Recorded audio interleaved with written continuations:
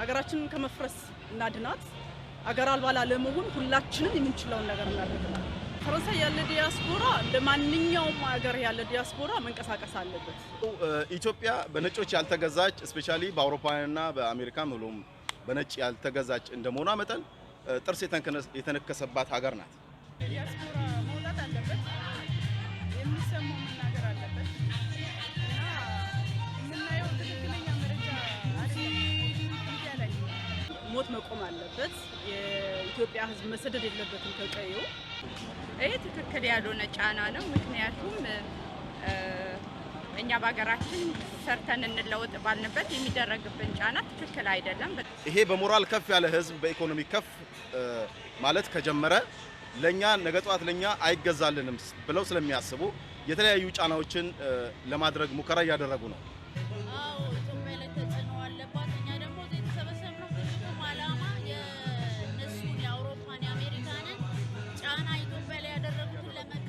ዋናው ነገር ግን መታሰብ ያለበት ኢትዮጵያውያን በአንድነት ከቆምን አገራችን ካስቀደምን ዘረኝነትን ጎጠኝነትን ከውስጣችን ካጠፋን ወደ ምን ፈልገው መንገድ እንገባለን ማለት ነው። በአሁኑ ሰዓት በኢትዮጵያ ሀገራችን ላይ የሚደረገው ሁኔታ ሁላችንንም የሚያሳዝንና እንቅልፍ ተኝተን እንዳናደር የሚያደርገን ሁኔታ ነው ያለው። ምክንያቱም ከኢሮፓያኖች ጀምሮ አሜሪካም እንዲሁም በተለያየ ዓለም የሚገኙ የዚህን ዓለም ስልጣን ተቆጣጥሮ የሚገኙ ኃያላን ሀገሮች በተለይ በአንዲት ነፃና ሉዓላዊነቷን አስከብራ በምትኖር ሀገራችን ኢትዮጵያ ላይ የሚያደርጉት ከፍተኛ ተጽዕኖ እውነት ነው፣ ሁላችንም እንቅልፍ የሚያሳጣ ነው። እኛ አንድና ህብረት ሆኖን በብሔር በምናምን ሳንከፋፈል አንድነታችንን ልናሰማ መላው ኢትዮጵያውያን ይህንን የምትመለከቱ ሁላ በአንድነት ቆመን እችን ጊዜ እንድንሻገር መልእክቴን ላስተላልፍ እወዳለሁ። ኢትዮጵያ የህልውና ፈተና ላይ ነው። የህልውና ፈተና ማለት የኢትዮጵያ አንድነት እና ብዙ ጊዜ በዲያስፖራው በተለያየ ምክንያት ሀገሩን ይረዳል፣ ለሀገሩ አለው ይላል። ነገር ግን አሁን ያለንበት ሁኔታ በእውነት ነው የምለው ሁላችንም ሀገራችን ቤት ለመስራት ለመኖር ዘመዶቻችን እህቶቻችን በደስታ እንዲኖሩ እናስባለን። ነገር ግን አንዳንዶቻችን በማወቅም ሆነ ባለማወቅ አንዳንዴ በቸልተኝነት ወይም በስራ ምክንያት አይታወቅም ኢትዮጵያ ያለችበትን ሁኔታ መረዳት ተስኖናል።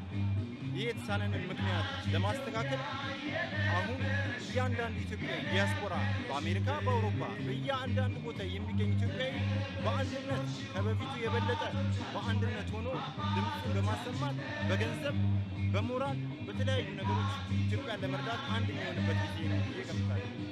ሁላችን ተሰብስበን በድምጻችን ማስማት፣ በገንዘብ ከሆነ ደግሞ ገንዘብ መሰብሰብ እና እርዳታ ማድረግ ለኢትዮጵያ መንግስት አንድ ነገር ማድረግ አለብን። ሁላችን ተባብረን ኢትዮጵያዊ ሳንል ኤርትራዊ ሳንል ለሁላችን የሚመለከት ጉዳይ ነው። ይሄ ጉዳይ ሀገራችን ላይ የሚጣለው ማዕቀብ በሙሉ እንቃወማለን።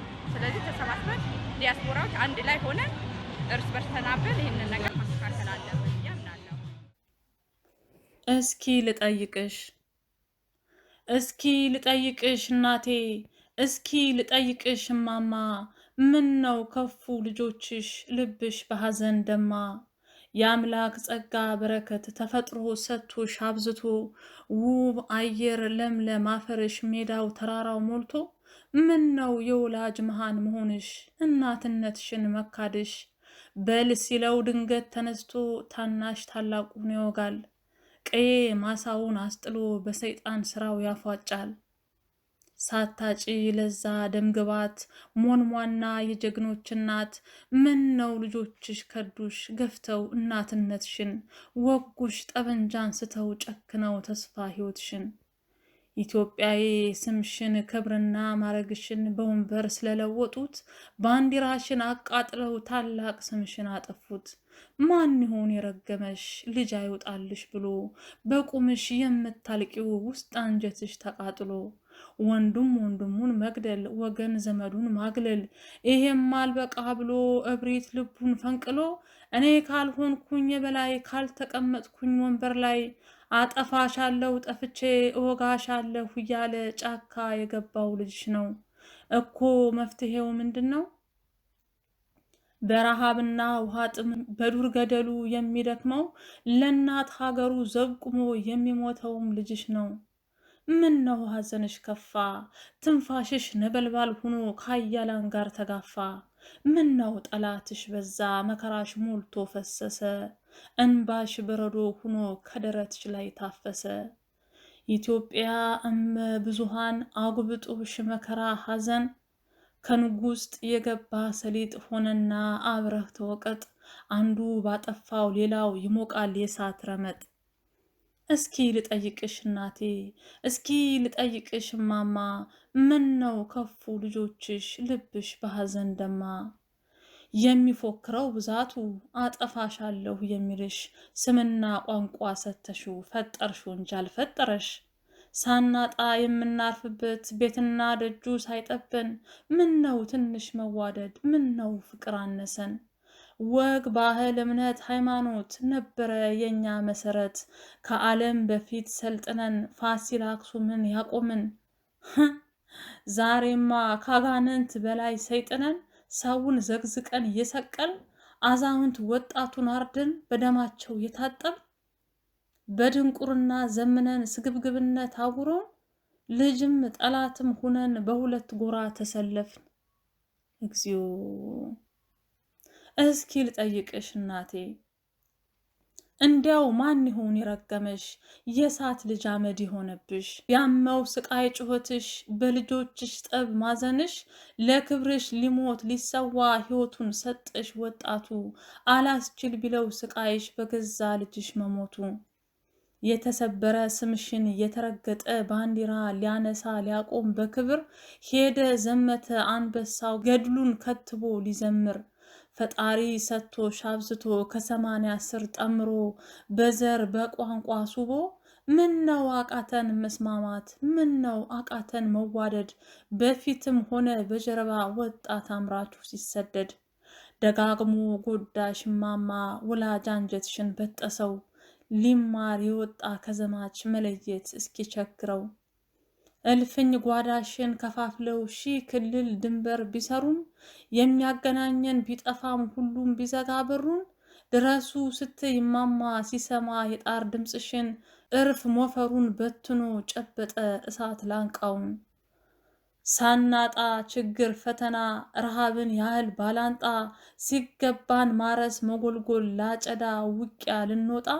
ይሄው ለጦር ቁመናል በስግብግቦች ተገደን ይሄው ለጦር ቁመናል በስግብግቦች ተገደን። እኛ ካልጨፈርን አይሞቅም እኛ ካልፈቀድን አትኖሩም እኛ ካልተኮስን አትሞቱም ተብለን እናለቅሳለን ይፍረደን ኃያል እግዚአብሔር። ኢትዮጵያዬ እመ ብዙሃን የነ ምኒልክ ቴዎድሮስ የጦና የጃፋር እናት ምን ብሎ ይሆን አድዋ ሺዎች የወደቁበት? አይዞሽ እናት ሀገሬ ዛሬም አሉ ልጆችሽ የሚሞቱልሽ በስምሽ ባንዲራሽን ከፍ አርገው በደስታ የሚያለቅሱልሽ።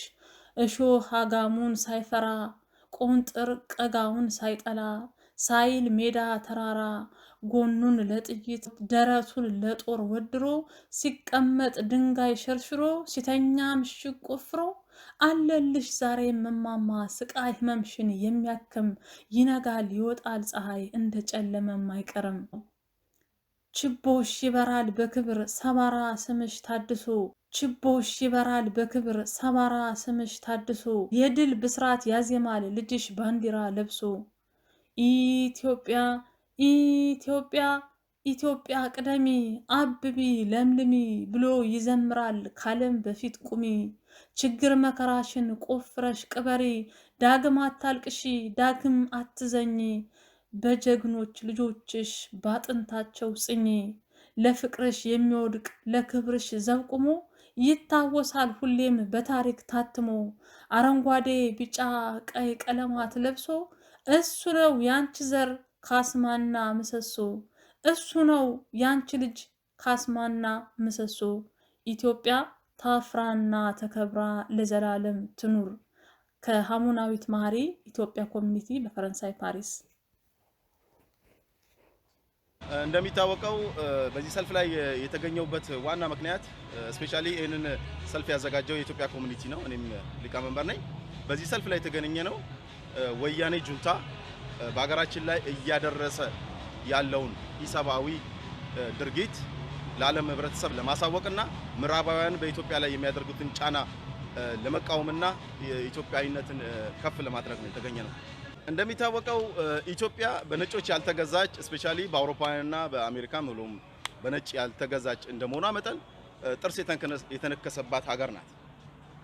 እኛ ኢትዮጵያውያን የገንዘብ ድሆች ልንሆን እንችላለን እንጂ በሞራል ከፍታችን ከማንም ከነጮች በላይ መሆኑን የታወቀ ነው። ምክንያቱም ምስጋና ይገባቸዋል ለአባቶቻችን ለእናቶቻችን ይሄንን ሞራል እንዲኖረን አድርገው አገራችንን ለጠበቁልን። ስለዚህ ይሄ በሞራል ከፍ ያለ ህዝብ በኢኮኖሚ ከፍ ማለት ከጀመረ ለኛ ነገ ጧት ለኛ አይገዛልንም ብለው ስለሚያስቡ የተለያዩ ጫናዎችን ለማድረግ ሙከራ እያደረጉ ነው። ዋናው ነገር ግን መታሰብ ያለበት ኢትዮጵያውያን በአንድነት ከቆምን አገራችን ካስቀደምን ዘረኝነትን ጎጠኝነትን ከውስጣችን ካጠፋን ወደ ምንፈልገው መንገድ እንገባለን ማለት ነው። ስለዚህ መላው ኢትዮጵያውያን ይሄንን የምትመለከቱ ሁላ በአንድነት ቆመን እቺን ጊዜ እንድንሻገር መልእክቴን ላስተላልፍ እወዳለሁ። ኦኬ እኛ በውጪ የምንኖር ኢትዮጵያውያን በሚንችለው ሁሉ በሚዲያ ዘመቻ በትዊተር በተለየ በፌስቡክ በምንም በመናገኘው ቀዳዳ ሁላ የሀገራችንን ገጽታ የምናስተካክልበት የተሳሳቱ ኢንፎርሜሽኖችን የምናረምበትና ለሀገራችን አለኝታ መሆናችንን የምናስመሰክርበት ጊዜው አሁን ነው። ስለዚህ አውሮፓውያንም ሆነ ሌሎቹ ምዕራባውያን የኢትዮጵያን ሁሉ ነገር ሳያውቁ ቀርተው ሳይሆን በራሳቸው ቁጥጥር ስር ያለ መንግስት ሀገራችን ላይ ለማቆም ከሚያደርጉት ድርጊት አንጻር በመሆኑ ይሄንን ተገንዝበን መላው ኢትዮጵያን እጅ ለእጅ ተያይዘን የአውሮፓውያንም ሆነ የአሜሪካን ዳረጎት ወይ ደግሞ ስጦታ ሳንጠብቅ በራሳችን ወደፊት ቀጥለን በሞራል የበላይነታችን እየተጠበቀ እንዳለ በኢኮኖሚ የበላይነታችን አረጋግጠን ኢትዮጵያን ወደፊት የማሻገሩ ኃላፊነት በኔና በመላው ኢትዮጵያውያን ላይ የተጣለ ጉዳይ ነው። አስፈላጊ ሆኖ ከተገኘ እስከ ህይወት መስዋዕትነት ለመክፈል እኔም ዝግጁ ነኝ። በአካባቢው ያሉ ጓደኞቼ ዝግጁ ናቸው። ለመላው ኢትዮጵያውያንና በተለይም ለትግራይ ወንድሞቻችን እናቶቻችንና አባቶቻችን ናቸው። የትግራይ ህዝባችን የትግራይ ወንድምናቶች ስጋችን ናቸው። ግን ወያኔ ግን የኢትዮጵያና የምስራቅ አፍሪካ ጠላት ነው። በአሁኑ ወቅት አውቆም በስተት ሳያቁም በድፍረት ከወያኔ ጁንታ ጋር ተቀላቅለው ኢትዮጵያን እየወጉ ያሉ ሰዎች አሁኑኑ ጊዜያቸውን አስተካክለው ከኢትዮጵያ ህዝብ ጎን ቆመው ሀገራቸውን አንድነት እንዲጠብቁ ለማሳሰብ እወዳለሁ። ድል ለመከላከያ ሰራዊታችን። እኔም አመሰግናለሁ። አስቻለው ቱፋ ነኝ ከፈረንሳይ።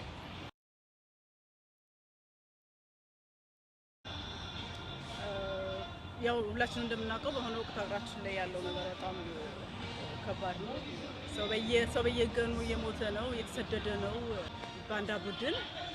ስለዚህ እኔ ያንን ነገር እቃወማለሁኝ። ሞት መቆም አለበት። የኢትዮጵያ ህዝብ መሰደድ የለበትም ከቀየው። ያንን ለመቃወምና ከመከላከያችን ጎን ነኝ ለማለት ነው ዛሬ ወጣው። እኛ እውነት እንኳን ይዘን ሰሚ ማጣት በእውነት በጣም ነው የሚያመው እንደ አንድ ኢትዮጵያዊ እና አላውቅም ምን እንደሚፈልጉ። ምናልባት እንደ በፊቱ ተላላኪ መንግስት ይፈልጉ ይሆናል። እኔ በዚህ በጣም መንግስታችንን በጣም ምኮራበት መንግስት ነው በአሁኑ ሰዓት ያለን። ለዛም ሁሌም ከጎኑ ነን። ስለዚህ እኔ መቼ እንደሚያቆሙ አላውቅም፣ ግን እውነታችንን ይዘን እንታገላለን፣ ደግሞ እናሸንፋለን። ፈረንሳይ ያለ ዲያስፖራ እንደ ማንኛውም ሀገር ያለ ዲያስፖራ መንቀሳቀስ አለበት። አሜሪካን ሀገር ያሉ ኢትዮጵያኖች በጣም ጫና በየጊዜው ስራ ሳይኖራቸው ቀርቶ አይደለም፣ ኑሮ ከባድ ነው። ግን ያንን ሁሉ ነገር ተቋቁመው ወጥተው ሲጮሁ እናያቸዋለን። እኛ እውነት ይዘን ለምንድን ነው የማንጮኸው? መጮህ አለብን። በማንኛውም ነገር በፋይናንስም ከሆነ በሚዲያ ውሸቶችን በማጋለጥ ከመንግስት ጎንና ከኢትዮጵያ ጎን መሆን አለብን ብዬ ነው የማስበው። ዲያስፖራው እዛ ሄዶ አይዋጋም፣ ነዋሪነታችን እዚህ ነው። ግን በሚመለከትና በምንችለው መጠን መንቀሳቀስ አለብን ወይ? ኢትዮጵያ ለሚኖሩ ወገኖቼ እህት ወንድሞቼ አሁን ላይ የውሸት እዚህ ገቡ እዛ ገቡ እየተባለ ብዙ ሰው እየተሰደደ ነው ያለው።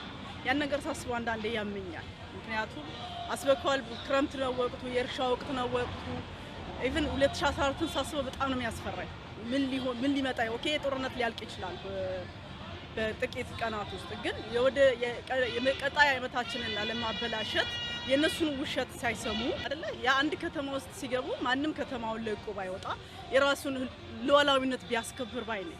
ከዛ በተረፈ ሁላችንም ዓለም ላይ ያለን ኢትዮጵያዊ በሙሉ ከዚህ በላይ የሚመጣብን ነገር የለም ባይ ነኝ። እኔ በበኩሌ ሀገራችንን ከመፍረስ እናድናት። ሀገር አልባ ለመሆን ሁላችንም የምንችለውን ነገር እናደርጋለን። አመሰግናለሁ። የድጋፍ ሰልፍ በመቀበል ዛሬ እዚህ ቦታ ላይ ጊዜያችሁ መስዋዕት አድርጋችሁ አንድነታችሁን ለማሳየት በመምጣታችሁ በኢትዮጵያ ኮሚኒቲ ስም የከበረ ሰላምታችንን እናቀርባለን። ምክንያቱም አገር ሰላም ከሌለ እኛም ሰላም የለንም። ቤተሰቦቻችን ሰላም ካልሆኑ እኛ ሰላም አይደለንም። ስለዚህ ለአገር ሰላም መሆን ደግሞ ዳር ድንበር የቆመልንን መከላከያ ሰራዊታችንን በአንድ ላይ ሆነን በሞራል በገንዘብ በድጋፍ ልንሰጥ የግድ ይለናል። ከምንም በላይ አሁን አንድነታችን የግድ አንድና አንድ የሆነበት ሰዓት ላይ ደርሰናል። ብዙ ጥያቄዎች ሊኖሩን ይገባሉ። ግዴላችሁም ወንድሞቼና እህቶቼ ጥያቄዎቻችንን የምንጠይቅበት ወቅት ሩቅ አይደለም። ከዛ በፊት ግን ሁላችንም በአንድ ቆመን ኢትዮጵያን አንድ ሀገር አድርገን ማሳየት ያለብን ይመስለናል። ለመከላከያችን ድጋፍ ለመስጠት ሰልፍ ለመስጠት ጉልበታችንን አቅማችንን ገንዘባችንን ሳንሰስት ሁላችንም በአንድ ላይ ለመቆም እንደተስማማን ዛሬ የመጣችሁት በሙሉ ቃላችሁ ይሄ እንደሚሆን ምንም አልጠራጠርም። ኢትዮጵያዊነትን የያዘ አፍሮ አያውቅም። ኢትዮጵያዊነት ሁሌም ያሸንፋል። ኢትዮጵያዊነት ሁሌም ያሸንፋል። ዓላማችን ሁሌም አገራችንን በአንድነት ኢትዮጵያን አንድ አድርጎ ባንዲራን ከፍ ለማድረግ ነው። ኤርትራ ወንድሞቻችንና እህቶቻችንንም የሚያስተላልፉት መልእክት ይኖራል። የነሱንም እንሰማለን። አሁን በመጀመሪያ ግን የኢትዮጵያ ኮሚኒቲ ፕሬዝዳንት የሆነውን አስቻለው ቱፋን ወደዚህ ጋብዛለሁ። አብራችሁ ቆዩ። አለው እንኳን ሰላም መጣችሁ። አላችሁ ወይ? አላችሁ ወይ? አላችሁ ወይ? በእውነቱ ዛሬ ለምን እና እንዴት እንደመጣን ያው ለማብራራት እንኳን አልፈልግም። ምክንያቱም ሁላችንም እናውቀዋለን። ወያኔ ጁንታ በአባቶቻችን ጊዜ 17 ዓመት እድሜያቸውን ጨረሰ።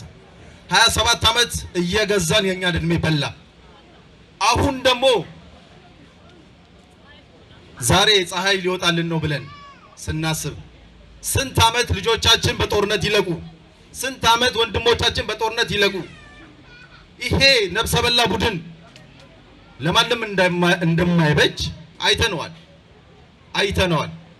ለአጋሮቹ ለዘመዶቹ ብሎም ለልጆቹም የማይበጅ የምዕራባውያንና የተለያዩ የውጭ ኃይላት ቅጥረኛ መሆኑን በግልጽ ያስረዳ ድርጅት ነው። ስለዚህ ለኢትዮጵያ ሕዝብ መልእክቱን እንዲደርስልን የምንፈልገው እኛ ምንም በተደላደለ ሀገር ላይ ብንሆንም በገንዘባችን በአቅማችን በዲፕሎማሲም ሆነ በተለያዩ ዘመቻዎች ከኢትዮጵያ መከላከያ ሰራዊት ጎንና ኢትዮጵያን በአንድነት ለማሻገር ከሚፈልጉ ኃይሎች ሁላ ጎን መሆናችንን ለማስረገጥ እንወዳለን። በመቀጠል የትግራይ እናትና አባቶች ወጣቶችም ጭምር ተጋብተናል፣ ተዋልደናል፣ አብረን ብዙ ዓመታት እንኖረናል። ኢትዮጵያ የሁላችንም ናት። ዛሬ አርጅቶ በበሰበሰ በወያኔ ጁንታ አመለካከት እንዴት ህፃናት ወደ ጦርነት እየተማገዱ እያያችሁ ዝም ይባላል? እናቶች እንባቸው መድረቅ አለበት። እርስ በራሳችን መጨራረሱ መቆም አለበት። ይሄ የጃጀ የጁንታ ቡድን ለአንዴና ለመጨረሻ ጊዜ ከኢትዮጵያ ምድር ተጠራርጎ ካልጠፋ አመለካከቱ ጭምር ካልጠፋ ኢትዮጵያም ሆነ ምስራቅ አፍሪካ ጎረቤት ሀገሮችም ሰላም አያገኙም። ስለዚህ በዲያስፖራ ያለን ኢትዮጵያውያን አነሰ በዛ ሳንል በምንችለው ሁሉ በአንድነት የምንቆምበት ጊዜ አሁን ነው። በቅርብ እንኳን አይታችኋል። በደቡብ አፍሪካ ወንድሞቻችን ጎማ አንገታቸው ላይ ተደርገው ሲቃጠሉ የማንም ሰነፍ ትላንትና በኢትዮጵያ እርዳታ ሀገር የሆነውላ ዛሬ ኢትዮጵያ ላይ እያላገጠ ይገኛል። ሳውዲ አረቢያ ወገኖቻችን ከሰው በታች በሲሊፐር ጫማ እንደ ሰው ሳይቆጠሩ የመጡት እቺ ደሃ ሀገራችን በመኖሯ አይደለም ወይ? ስላለ ነው። ስለዚህ ይሄ ቡድን ከተለያዩ የውጭ ሀገራት ጋር በመተባበር የኢትዮጵያ ሰራዊት ለወያኔ ጁንታ አንሱ አይደለም። በአንድ ቀን ጉዳዩ ሊጣራል ይችላል። አይታችኋል። በሶስት ወር ግን ከኋላ ብዙ እኛም ማናቃቸውና የምናቃቸውን ብዙ ነገሮች አሉ። ስለዚህ ሁላችንም በአንድነት አነሰ በዛ ሳንል መከላከያ ሰራዊት የእያንዳንዳችን ወንድም እህት ነው። ስለዚህ በምንችለው ሁላ ተባብረን የኤርትራ ወንድሙና እህቶቻችንም አሉ መልእክት ያስተላልፉልናል። አላችሁ ወይ? ስላዳመጣችሁኝ አመሰግናለሁ። ኢትዮጵያዊነት ሁሌም ያሸንፋል። ኢትዮጵያዊነት ሁሌም ያሸንፋል። በአገር ጉዳይ ዳር መቆም የለም። በአገር ጉዳይ ዳርገው መቆም የለም። በኢትዮጵያዊነታችን አንደራደርም። በኢትዮጵያዊነታችን አንደራደርም። ታችንን እናሳያለን። እንባቸው የእናቶቻችን ፈሶ አይቀርም። የልጆቻችን ደም ፈሶ አይቀርም። አንድነታችንን በቅርብ ለወያኔ እናሳያለን። እናሸንፋለን። ኢትዮጵያዊነት ሁሌም ያሸንፋል። አመሰግናለሁ። እባካችሁ ተወካይ ካለ ከኤርትራውያን ወደዚህ እንድትመጡ። ያው እንግዲህ አንድነት ማለት ይሄ ነው። እናመሰግናለን። እንደምን አላችሁ? እኔ እንደ የኤርትራ ኮሚኒቲ ወኪል ነኝ። ያለፈው ጊዜ እዚህ ያ ፓርቪ des droits de l'homme du Trocadéro ተገናኝተን ነበር። አሁን እንደገና በዛ ጊዜ የሰላም ደስታችን ለመግለጽ ነበር የመጣ ነው። አሁን ደግሞ ሌላ አይነት ትግል ገጥሞናል። ስለዚህ አንድ ሆነን እንደምንታገል ለመግለጽ ማለት ነው። Pourquoi cette manifestation aujourd'hui? Nous, Érythréens, sommes ici pour montrer au monde que nous sommes totalement solidaires avec les peuples de la Corne de l'Afrique, et en particulier nos amis et frères éthiopiens qui sont en train de lutter contre une force terroriste destructrice qui veut disloquer toute la région. La dernière fois où nous nous sommes rassemblés, c'était ici, au Trocadéro, mais c'était pour dire notre joie par rapport à la paix. En effet, la fin de la guerre 98-2000 avait été suivie d'une période de ni guerre ni paix qui a permis au régime en place, à savoir le TPLF ou les Weyane, de régner pendant 27 ans et de faire régner la terreur sur tous les pays de la Corne de l'Afrique. Avec l'arrivée au pouvoir du nouveau Premier ministre Abiy Ahmed, c'est non seulement l'arrêt des hostilités avec l'Érythrée qui a été mis en œuvre, mais et surtout une nouvelle politique de coopération économique et politique. Depuis 2018, la configuration de la région et l'équilibre des forces a été totalement bouleversé. Les populations érythréennes et éthiopiennes se sont réjouies de ce tournant, comme l'atteste l'accueil très chaleureux du Premier ministre éthiopien Abiy Ahmed lors de sa visite à Asmara et celle du président Issaïas Afwerki à Addis Abeba. Par contre, les anciens dirigeants qui se sont enfuis dans une partie exiguë du pays ont fomenté un projet de remise en cause de la paix. Cette situation de paix qui augure un développement économique durable de la région n'est pas non plus du goût de tous les pays. Avec à leur tête les États-Unis, les pays occidentaux ont entrepris une politique de destruction massive afin de faire revenir leurs alliés à la direction de l'Éthiopie. En effet, si les Weyanais sont restés sur place malgré leur impopularité pendant 27 ans, c'est grâce à l'aide des pays occidentaux qui avaient trouvé là un intermédiaire pour protéger leurs intérêts. La tentative d'anéantissement d'un pays par des moyens politiques n'est pas une nouveauté pour l'Érythrée. Par contre, c'est une chose inédite pour l'Éthiopie. L'Érythrée a dû faire face à des sanctions injustes basées sur des accusations fallacieuses pendant des années. Sa survie, elle ne le doit qu'à l'esprit de résilience de sa population. Aujourd'hui, l'histoire se répète. Non seulement l'Érythrée est toujours sur le point de mire, mais c'est aussi l'Éthiopie que l'on veut voir disloquée et asservie. Cependant, il y a une différence de taille. Les cartes sont désormais distribuées d'une manière que personne n'avait prévue. L'alliance des populations de la Corne de l'Afrique, et en particulier celui des Érythréens et des Éthiopiens, est en train de donner des sueurs froides à ceux qui veulent détruire la région à leur profit. C'est dans l'objectif de remettre sur pied leurs alliés du passé que les États-Unis et les pays européens apportent un soutien politique aveugle aux terroristes ouéyanais, qu'ils veulent imposer des négociations forcées. Il n'y a pas de négociation possible avec des talibans noirs de l'Afrique.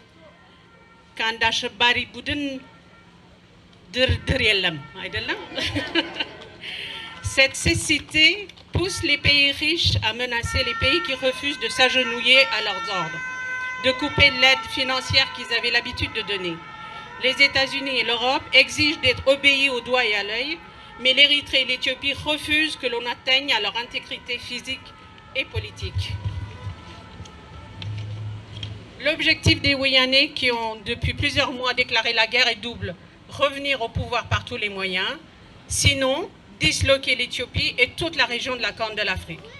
La réponse à ces objectifs meurtriers est claire et nette, la solidarité entre les populations des pays concernés.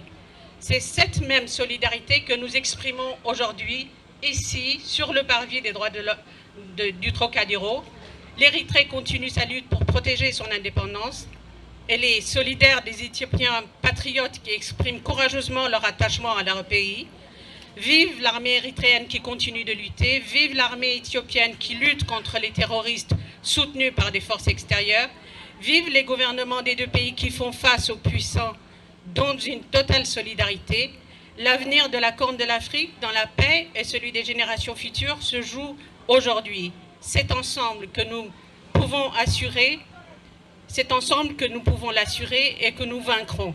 Vive l'Érythrée, vive l'Éthiopie.